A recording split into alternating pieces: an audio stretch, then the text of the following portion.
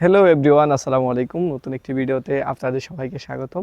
আজকে আমি কথা বলবো বুলগেরিয়াতে আপনারা সি টাইপ হোক, ডি টাইপ হোক অথবা স্টুডেন্ট হোক, যে বিষয়ে আসেন না কেন, আসার পরবর্তী স্টেপগুলো আপনাদের কি হতে পারে, কিভাবে আপনারা প্ল্যান করতে পারেন, এখানে যে প্রতিবন্ধকতাগুলো তৈরি হবে আপনাদের প্ল্যানের ক্ষেত্রে, আপনারা কিভাবে এগুলো ওভারকাম করতে পারেন, এখানে কিভাবে এখান থেকে অনেকে অন্য দেশে চলে যাইতে চান বা কিভাবে ভালো একটা সুযোগ তৈরি করা যায় সে চেষ্টা করেন। তো আজকের এই ভিডিওটা তাদের জন্য যারা এখানে আসার পরে কোনো রকম টেনশন হেডেক নিতে চান না। যেমন আমি এই ভিডিওটা 3 ভাগে ভাগ করব। একটা হচ্ছে প্রথম ধাপে বলবো হচ্ছে সি টাইপ যারা আসবে তাদের পরবর্তী করণীয় কি, আবার ডি টাইপ ওয়ার্ক পারমিটে যারা আসবে তাদের করণীয় কি, এবং শেষে থাকবে স্টুডেন্ট বিষয়ে আসার পরে তাদের করণীয় কি। তো আমি প্রথমে যদি সি টাইপ বলি, সি টাইপের বিষয়টা সবচেয়ে বেশি সমস্যার সম্মুখীন হতে হয়। কেননা আপনার সি টাইপটা হচ্ছে টেম্পোরারি বা হচ্ছে সিজনাল ওয়ার্কার। তো সিজনে যখন আপনি আসবেন, আসার পরে আপনার কিন্তু 4 মাস বা 6 মাস বা সর্বোচ্চ 9 মাস পর্যন্ত থাকার পারমিশন আপনি বুলগেরিয়াতে পাবেন, লিগ্যালভাবে। আর এর পরবর্তী সময় যদি চলে যায় সেক্ষেত্রে আপনি ইলিগাল হয়ে যাবেন। এর থেকে বেশি যদি হয় তাহলে ইলিগাল হয়ে যাবেন। তো আমরা যেহেতু অনেক টাকা খরচ করে বাংলাদেশিরা আসি, অনেক কষ্ট করে আসি, তো আমরা চাই না যে বাংলাদেশে আবার ব্যাক যায়, আমরা চাই যে আমরা অন্য একটা দেশে চলে যাব। তো এখন অনেকে জানেন বুলগেরিয়া এখন ফুললি সেনজেন হয়ে গেছে। সেনজেন হওয়ার পরেও অনেক রুলস রেগুলেশন আছে, অনেক চেকিং টেকিং হয়।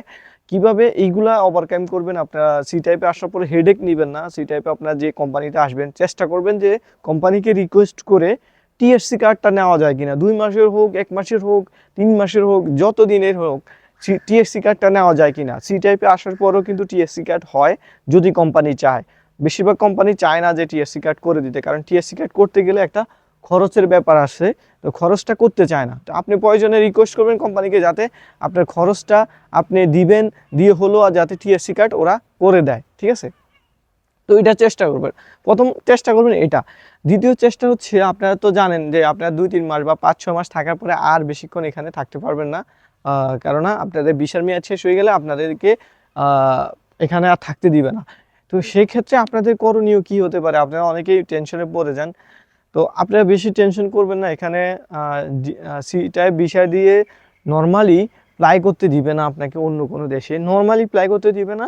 তবে আপনি আগে এখানে আসার পরে আপনি কোম্পানির সাথে কাজ করবেন, কাজ করে কিছু টাকা পয়সা ইনকাম করবেন, প্লাস হচ্ছে কোম্পানি থেকে বুঝাই শুনাইয়া কোম্পানি থেকে কীভাবে টিএসসি কার্ডটা নেওয়া যায় ওইটা চেষ্টা করবেন। এটা চেষ্টা করবেন প্রথমে। তারপরে যখন 2-3 মাস কাজ করবেন, কাজ করার পাশাপাশি আপনি কথা বলবেন এখানে যারা আছে কিভাবে কি করা যায়। এখানে আসার পরে অনেকগুলো প্ল্যান করা যায়, অনেকভাবে অন্য দেশে যাওয়ার সিস্টেম আছে, বাই রোডে হোক। হ্যাঁ, বেশিরভাগ ক্ষেত্রে বাই রোডে আপনাকে যাইতে হবে। কোনো মতে যদি রোমানিয়া চলে যেতে পারেন, রোমানিয়া আবার আপনি ভিসা দিয়েই অন্য দেশে চলে যেতে পারবেন রোমানিয়া ঢুকতে পারলে। কারণ রোমানিয়া যে এয়ারপোর্ট আছে, এয়ারপোর্ট থেকে খুব একটা চেক দেয় না। এভাবে অনেকেই সি টাইপ ভিসা আইসাও অনেকে এভাবে পার হয়ে গেছে। তো এটা হচ্ছে মানে ব্যাকআপ পয়েন্ট হিসাবে বলতেছি, যেহেতু আপনারা সি টাইপ বিষয়ে আসতেছেন, অনেক টাকা খরচ করে আসতেছেন, বাংলাদেশে ব্যাক যাবেন না, তবে হেডেক নেবেন না।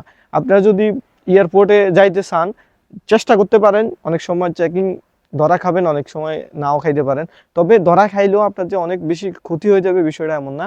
আপনাকে মানে অনেক জ্বালা যন্ত্রণা করবে বিষয়টা এমন না। আপনাকে একটা পেপারস দিয়ে ছেড়ে দিবে, বলবে যে কিছুদিনের মধ্যে বুলগেরিয়া ত্যাগ করো, এভাবে বলবে। আর যদি বেশি সমস্যা করে সেটা হচ্ছে কোম্পানিকে ফোন দিবে বা এরকম কিছু করবে। সেই জন্য কোম্পানির সাথে কন্ট্যাক্ট শেষ করার পরে যাওয়াটাই, ট্রাই করাটাই বেটার। এটা হচ্ছে সি টাইপ বিষয়ের ক্ষেত্রে।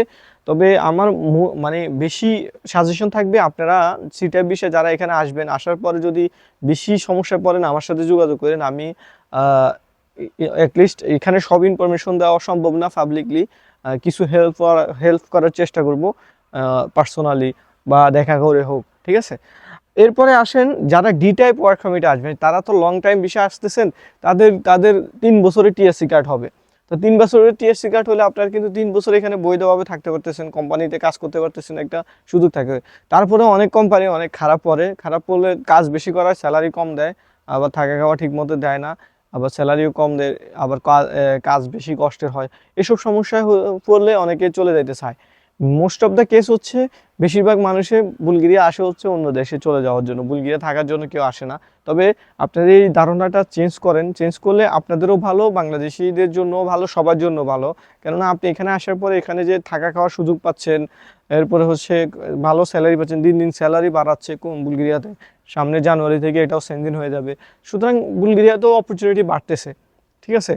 তো যারা আছে ওরা ভালোই ইনকাম করতেছে, তবে ইনকাম কম থাকলেও একটা শান্তি আছে, ঠিক আছে। তো আপনি যদি অবৈধভাবে অন্য দেশে চলে যান, ওইসব দেশে কি অবস্থা হবে, আপনি ভালো মতো আগে স্পেন বা পর্তুগাল যে দেশে যাবেন এই দেশের সুযোগ সুবিধা সম্পর্কে যাই না, এরপরে যাইয়েন। তো তারপরেও তারা যদিও যাইতে চান সেক্ষেত্রে আপনারা ফেনিক হবেন না, অ্যাটলিস্ট আগে আসার পরে টিএসসি কার্ডটা করবেন। আপনাদের তো মাস্ট বি ডি টাইপ আসার পরে টিএসসি কার্ড করে দিবেই, মাস্ট বি, এটা 100% শিওর যে আপনাদেরকে টিএসসি কার্ড করে দিবে।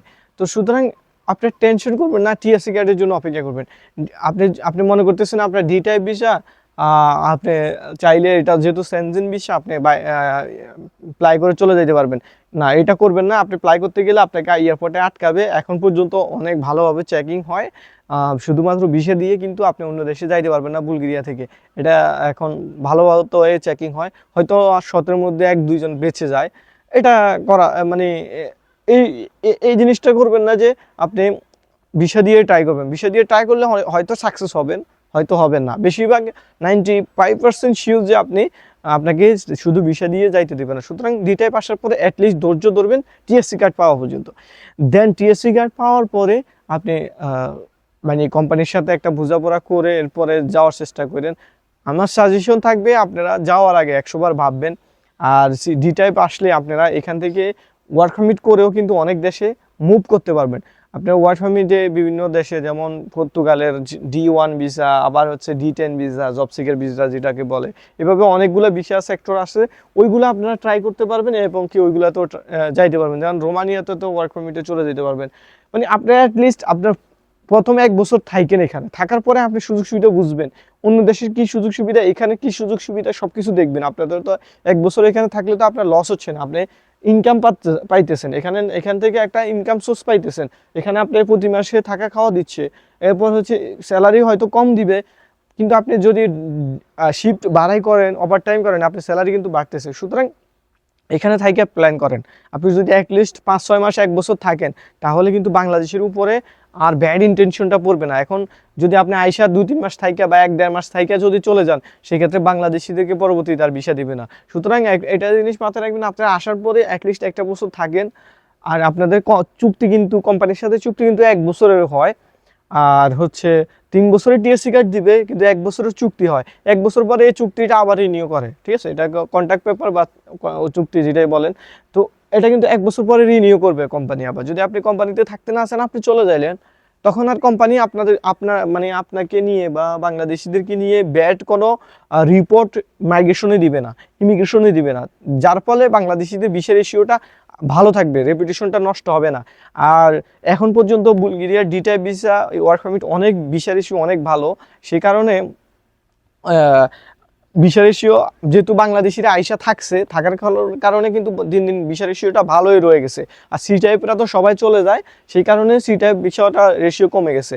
আর সি টাইপে যারা আসে তারা যদি অ্যাটলিস্ট কোম্পানিতে 2-3 মাস কাজ করার পরে যদি চলে যায়, সেক্ষেত্রে কোম্পানি আর রিপোর্ট দিবে না মাইগ্রেশনে, তখন আর বাংলাদেশিদের সি টাইপ ভিসা এখন যেরকম বেশি ভিসা রেশিও কমে গেছে, আর এটা কমতো না। ওইটা কমার পিছনে কারণ হচ্ছে ওরা আইসা 2-3 দিন থাইকা 5-6 দিন থাইকা ওরা গেম দিয়ে চলে গেছে।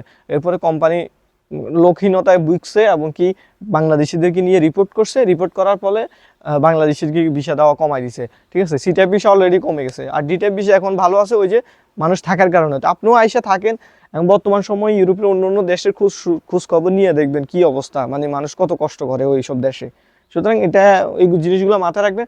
তারপরেও যদি ডি টাইপেও আসেন, যদি কোনো সমস্যায় পড়েন, কোম্পানি যদি আপনাদের কেস মাইরা দেয় বা কোম্পানি যদি ক্যান্সেল করে দেয়, অনেক সময় কোম্পানি কাজ দেয় না, অনেক সময় এসব কোনো সমস্যায় পড়লে আপনাদের এখানে আছে, লয়ার আছে এখানে, মানে টেনশন ফ্রিভাবে আপনি যে কোনো জিনিস নিয়ে ডিবেট করতে পারবেন। আপনাকে এখানে company work permit contract sign করে লেবার অথরিটির কাছে জমা দিয়ে আপনার থাকার অ্যাড্রেস, আপনার বেতন কত হবে সব কিছু দিয়েই কিন্তু আপনার নামে ওয়ার্ক পারমিট বের করতে পারছে এবং কি আপনার নামে এখানে আসছে। যদি আপনাকে কাজ না দিয়ে আপনাকে কোনো সমস্যা করে বা কোম্পানি যদি আপনার উপরে অত্যাচার করে, এসব ক্ষেত্রে আপনি যদি লয়ারের সাথে কথা বলেন, লয়ার দিয়ে এসব সমস্যা কিন্তু সমাধান করা যাবে। কোম্পানি আপনাকে কাজ দিতে বাধ্য হবে, স্যালারি দিতে বাধ্য হবে, আপনার অধিকার দিতে বাধ্য হবে, ঠিক আছে?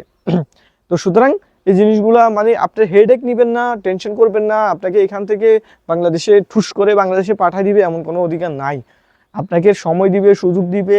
আবার এখানে জায়গায় জায়গায় কোনো চেকও করে না যে আপনার কাগজপত্র আছে কি না, ঠিক আছে? অনেকের পেপারস নাই কিন্তু এখনও আছে, সি টাইপে আসছে 2023 সালে 22 সালে আসছে, কিন্তু এখনও এখানে অবৈধভাবে রয়ে গেছে, কোনো দেশে যায় নাই। তো টেনশন করবেন না, আসার পরে একটু রিল্যাক্স হন। এখানে যারা আগে থেকে আসে তাদের সাথে কথা বলেন, কন্ট্যাক্ট করে সমস্যার সমাধানের চেষ্টা করেন। যে সমস্যায় পড়বেন ওই সমস্যাটা সমাধান করার চেষ্টা করেন। লয়ারের সাথে কথা বলেন, এখানে যারা আছে তাদের সাথে কথা বলেন, আমার সাথে প্রয়োজনে কন্ট্যাক্ট করেন, ইনশাল্লাহ আমি হেল্প করার চেষ্টা করব। এরপরে আসেন স্টুডেন্ট ভিসায় যারা আছে তাদের সুযোগ সুবিধা হিউজ বলতে কি, আপনি এখান থেকে স্টুডেন্ট ভিসায়ও অন্য অন্য দেশে ট্রান্সফার হইতে পারতেছেন যদি আপনাদের টাকা থাকে। এরপর হচ্ছে আপনারা যদি মানে ওয়ার্ক পারমিট নিয়ে যাইতে চান, আপনারা বুলগেরিয়া থেকেই কিন্তু স্টুডেন্ট থাকা অবস্থায় বিভিন্ন দেশের ওয়ার্ক পারমিট যদি নিতে পারেন, ওইসব দেশে কিন্তু আপনি ওয়ার্ক পারমিট যাইতে পারেন। যেমন আপনি পর্তুগালে জব সিকার ভিসা আছে, D1 ভিসা আছে, ওইটাতে অ্যাপ্লাই করতে পারেন। রোমানিয়াতে ভিসা আছে, রোমানিয়াতে অ্যাপ্লাই করতে পারেন। এভাবে কিন্তু অনেক দেশে কিন্তু অ্যাপ্লাই করার সুযোগ আছে। সুতরাং মানে এই জিনিসটা মাথায় রাখেন যে আপনার সুযোগ আছে, হিউজ সুযোগ আছে, স্টুডেন্টের জন্য হিউজ সুযোগ আছে। এরপরে জব আপনার স্টাডি শেষ হওয়ার পরে কিন্তু আপনি পার্মানেন্ট জব করার সুযোগ আছে, ঠিক আছে? যে কোনো সেক্টরে আপনি জব করলে পার্মানেন্ট হওয়ার সুযোগ এখানে আছে। তো আবার হচ্ছে স্পাউস আনতে পারতেছেন স্টুডেন্ট থাকা অবস্থায়। স্টুডেন্টের সুযোগ সুবিধা হিউজ এবং কি আপনি যে কোনো সময় কাজের জন্য দৌড়াইতে হবে না। স্পেশালি সামারে আপনি হিউজ কাজ পেয়ে যাবেন, পেপারস না থাকলেও কিন্তু কাজ পাওয়া যায়। তো আসলে সামগ্রিকভাবে একটা ভিডিওতে এত কিছু বলা সম্ভব হয় না, ভিডিওটা বেশি বড় হয়ে যায়। আমি আস্তে আস্তে এইসব অ্যাওয়ারনেস করার জন্য চেষ্টা করব, এখানে সুযোগ সুবিধা নিয়ে আরও সামনের দিকে আরও বিভিন্ন ইনফরমেশন দেওয়ার চেষ্টা করব। তো সবাই চ্যানেলটা সাবস্ক্রাইব করে রাখবেন আর পেজটা লাইক করে রাখবেন। ইনশাল্লাহ আমি সামনে আরও নতুন নতুন এখানে রুলস ল সম্পর্কে অনেক আইডিয়া দেওয়ার চেষ্টা করব। ধন্যবাদ সবাইকে ভিডিওটি এতক্ষণ পর্যন্ত দেখার জন্য। আসসালামু আলাইকুম।